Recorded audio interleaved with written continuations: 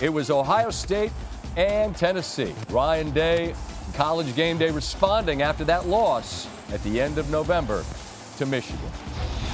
You're going to have wins, you're going to have losses, but how you respond to those things ultimately define what kind of season you're going to have. And so we have to respond in a big way. I feel like we have the way we've practiced, and I feel like we are going to go attack tonight.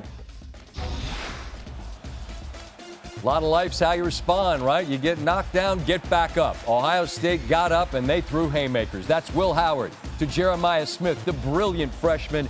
Touchdown, and he was just getting warm. Next Ohio State possession. 2nd and 6, Howard looking deep. Emeka Egbuka down the seam, inside the 5. Quinshon Judkins. They have a wealth of options. And Ohio State has its first 14-point lead in the first quarter in all 8 of their college football playoff games. And this is like one of those mismatch deals where they're up 21 on some overmatched team in the first quarter. And this is Travion Henderson. The emotion draws the attention of what is a very talented Volunteer defense that just got blown off the ball tonight. There goes Travion. It's 21-0. Buckeyes. Tennessee, though, give them a ton of credit. They absorbed that punishment, and they respond with 10 of their own. Nico Iamaleava. I just call him Nico because I've screwed his name up all year. I'm sorry, Nico. It's 21-10. That is G. Scott Jr. And Howard is throwing dot after dot, and this was the most beautiful of them all. Couldn't have dropped it out of the sky more perfectly.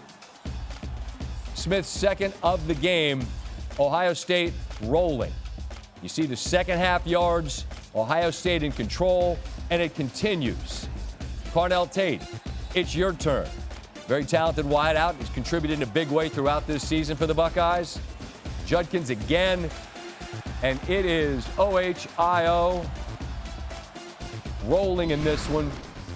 Fourth quarter. Approaching 11 minutes to go. Now it's just a matter of by how many. Henderson stopped at the line of scrimmage. Not stopping until he reaches the paint. Ohio State linebacker Jack Sawyer after this score. They count us out, but we're right here, baby. It was a rough end to that Michigan game for him and for his head coach, but a smile on the face of Ryan Day. As for many of these Buckeyes in their final game in the shoe, as you heard Howard mention, they go out victorious, and it means at minimum they have 60 more minutes of football. Ryan Day, his second win in the playoff as Ohio State's head coach. The other came in the semi in 2020 against Clemson. That was where Justin Fields threw for 6 touchdown passes in the victory. Double digits, double digits, double digits, double digits. One lead change across the first 4 games in the playoff. Average margin of victory was more than 19 points per game. Blowout, blowout, blowout. Tim Hasselbeck with us on Saturday, a rare treat. We'll talk some NFL in a bit, but you've covered this sport as well and covered it very well. And I'm interested in what you think about Ohio State. The last time we saw them, they lost. They looked shook by Michigan the whole game. It's over. There's flags being planted. People are fighting. It's a mess. They respond tonight and look like a team that could win a championship in my estimation. What do you think contributed to what we saw? I think the sound that you played in the highlight about Ryan Day talking about, how you respond from that stuff, I think is real. It's real for teams. I think it shows real leadership by Ryan Day. It's devastating to lose to Michigan the way they did for that team. Let me have a question. Can you put too much into one game? Well, I said this on our pod with Steve. When you give one day of the year permission to ruin all the other ones, I think that's almost unreasonable. Listen, it even came up in the broadcast tonight to say, look, some people would prefer to win that than win a national championship. I mean, that was the discussion. So I think how the team responded to it certainly showed a level of maturity. And then when you look at them, you have a quarterback that's played a lot of football. It's a good decision maker. You can run the football. The offensive line that's been banged up is probably playing the best it's had in recent memory. Superstars. Throw it to 4. At receiver. And then their front 7 on defense is really, really good and disruptive. So, they're a team that I think is going to be a headache for anybody. And Oregon, it was a 1-point win earlier this year, but that was on their home field. Now they'll play in Pasadena. Sign us all up, I think, for 60 more of that one. Now, probably 3 weeks ago, I did one big thing on the college football playoff rankings and ranting and raving about the way college football fans, what you all do, and you know you do this, is you look at your resume and you talk about the thing that makes your team look best and you ignore the thing that makes it look worst.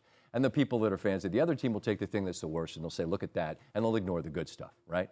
And then we get to the playoff, and we get these teams like SMU and Indiana, and they get beat badly, and you go, you know, who'd they beat? Should they have been in?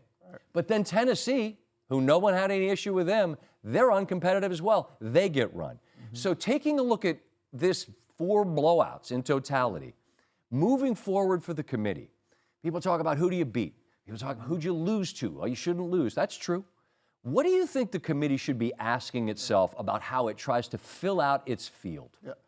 Who has a chance? Who can be competitive to go to South Bend and win?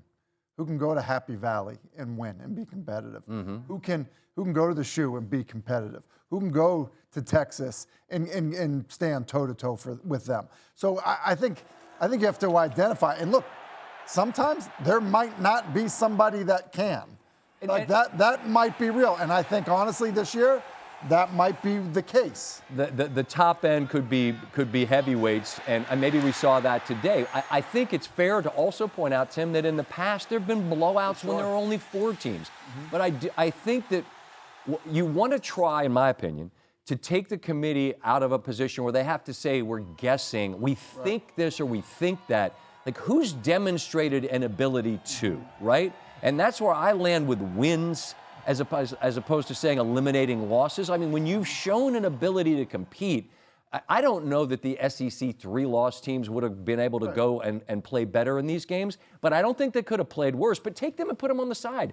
Hell, Miami. You want to ask, could Miami have been more competitive? I think they probably would have been, but that's me saying I think. Right. So I don't know that we can eliminate the thinking part. Listen, I think it actually probably helped SMU to be as competitive as they were with Clemson in a championship game. No doubt. Like I think those things help. I would just say this, when we look at the teams that had a lot of success in this first wave, the reality is this, they played at home. No doubt. Like, that's a big advantage. It's a big advantage in pro football. It's an advantage in college football. And then I would say this, they dominated at the line of scrimmage. I mean, they did. I mean, you just look at the way that Ohio State dominated tonight. You look at the way that Texas ran the ball on Clemson. I think when you look at it and you are evaluating it, you say, hey, listen, are we going to go into Happy Valley and just get sledgehammered? Like, is that what's going to happen to a team? Because I do think that, like, that's not guessing. I think you can say, like, can you hold up or not? And there's plenty of people, fans and those that cover the sport alike, that are like, these are the teams that should have been in, and that's fine. I just think, are these the games you want? No one can be sitting there going, you want these blowout games. But again, SMU and Indiana had company from Tennessee in a non-competitive spot as well. You made a great point, though, about the NFL, about when we get to the playoffs there. We're going to have blowouts in these NFL games, too. But the difference is there's a mechanism by where you qualify. And if there because if there wasn't, you'd be voting for it. If there's an NFL playoff committee, I'm figuring out how to get the Bengals in. I understand they're 7-10, Scott. Put the Bengals in. They've shown that they lose their defense. Yeah, but they're fun to watch. Bengals aren't getting in the playoffs. Well, actually, they still could, but they have to earn their way in. I don't know. To me, it's a longer conversation than probably we have room for. I'm sure a producer wants me to shut up. I don't think there's any clear, perfect answer. And these games, so far, were just not what we were hoping. No, not even close. And I think that, listen, I don't think you're always going to fix it. Sometimes you'll get it wrong, even with a team that appears and has the resume to say, yeah, you can go in there and go toe-to-toe for that team. Hey, it's Scott Van Pelt. Thanks so much for taking the time. We heard you say on game day, and I heard you say afterwards, that it's about the response. And I think life's about the response, right? We get knocked down, and the saying is you get back up. Your guys did. You're proudest, Ryan, of what part of that? Well, that's the message to the guys in the locker room, is that's life. And you're defined by how you respond to things, how you respond to adversity. And you learn a lot about yourself. You learn a lot about your teammates. You learn a lot about the people around you when you go through it. But to see the seniors respond the way that they did tonight not only builds momentum going into the Rose Bowl, but speaks a lot about their character and who they are as people. And it's something they can, look back to in their life, when something doesn't go well, because adversity is right around the corner. Will Howard has impressed the heck out of me all year. As a player, fine, but even more so in this day and age with the portal and this and that, like he's new there, but he seemed to truly embody and understand the significance of being a Buckeye, what that last game meant, and what a chance to walk off victorious meant. And he was brilliant tonight. How would you just describe the way he led from his position tonight? Well, that was it. The challenge was for him to lead. I was like, man, you got to lead better than their quarterback. You got to lead better than anybody else on the field. That's the bottom line. What does that look like? I don't know. Just do it. You got to be a leader. And he did it with his legs, but I thought he did it with his arm tonight. I thought he made some big-time throws. I thought we had a really good week of practice. Jeremiah was excellent. I thought the protection was strong. I thought the offensive line played well. We got a good balance, and when you have a balance like that, you can be explosive the way we were. And that's what we're capable of when we're executing. And I thought Chip called a good game. I thought the game plan was more aggressive than this game. But I also thought we executed much better, and we also maximized our strengths and minimized some of our deficiencies.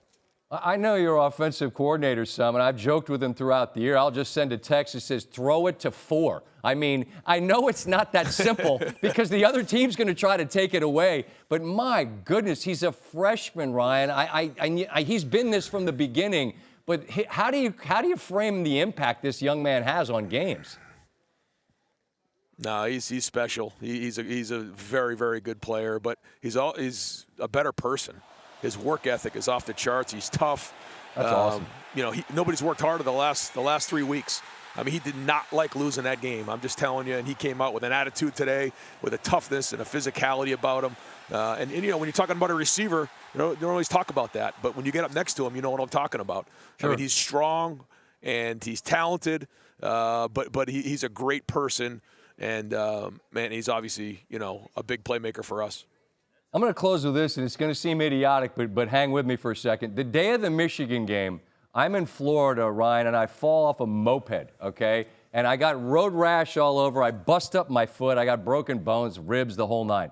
Well, 3 weeks later, it's like, all right, I can look at it. I'm better. You heal. The body's ability to heal is like a recuperative power is pretty amazing. Your team didn't fall off a moped, but it seemed like you guys kind of had to heal after that victory.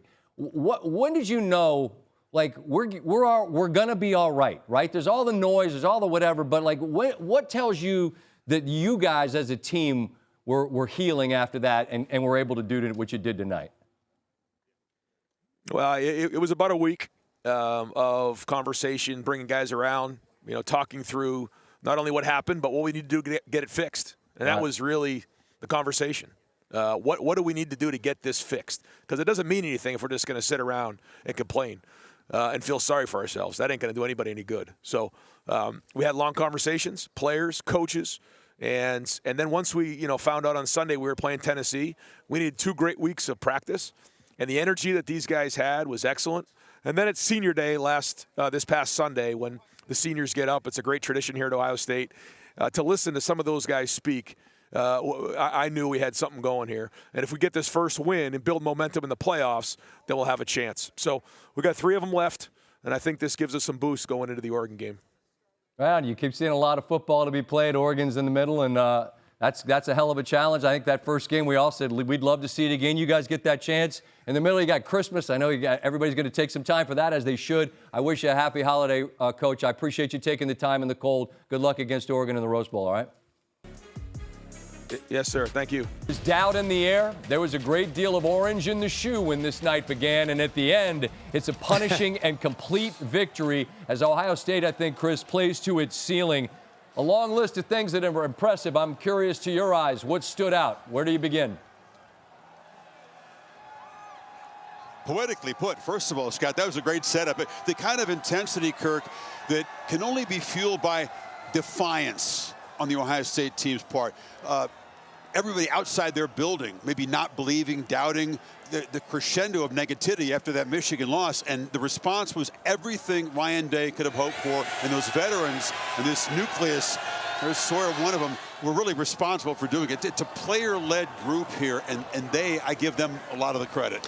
Yeah, it's a veteran team, and I think when you get criticized much by your own media, your own fans, it can either crush you or it can bring you together. Scott, you see that in all sports that you cover. And I think when you have a veteran team and there's still something to accomplish in front of you, you get together. Sounds like they had a players-only meeting talking to some of these coaches. I think it got very, very aggressive, very personal. It was not, it's okay, we'll get them next time. It was a lot of like, hey, you got to step up, kind of talk. Purging, right? Yeah, urging and kind of like purging. Yeah, purging. Yeah, purging. Maybe some urging, but I think the message was sent by some of the leaders, and they ended up obviously clearing the air, and they showed up with a major chip on their shoulder, and they were able to execute. Line of scrimmage, Scott, to me was the whole story. We were talking at a break. Will Howard had a great game, but the offensive line was ridiculed after the Michigan game. They played great. And the Ohio State defensive line really set the tone with the way they didn't have to commit numbers against the Tennessee run game. And if you can win the line of scrimmage against Tennessee without committing numbers, you're going to win the game. And that's what they were able to do. As a result of that loss to Michigan, they didn't have the opportunity to win the Big Ten, which meant that they're going to have to win 4 games if they're going to win this title. But a resounding victory like this, how does that impact the kind of trajectory that they perhaps might be on, with the understanding that what is up next is a very, very rugged Duck team that beat them by 1 earlier in Eugene? The plan always was to atone for the loss by winning 4 games, not just 1. Ryan Day said post-game a couple of times, a lot more football ahead. Not thinking just, hey, a chance at Oregon, understanding that the job is still big and there's still a lot of work to do, but that's an obstacle. That a Duck team that had almost 500 yards against that defense the first time out. And I think it was one of those games that we all watched early in the year. Scott, I know you watch all these games. And we were almost like, can we watch more? Yeah. And now we get a chance to see 2 of the best teams in the country show up in Pasadena on that field with that sunset, and the best setting to me in all of sports. I can't wait. It's going to be a great scene. Plenty of time to prep, plenty of time to get healthy. Ducks are sitting back watching all these games and have a chance to really showcase what they did. Both quarterbacks had great games in their first performance. We'll see how they do now that they've been against each other once and have a little bit more time to prep.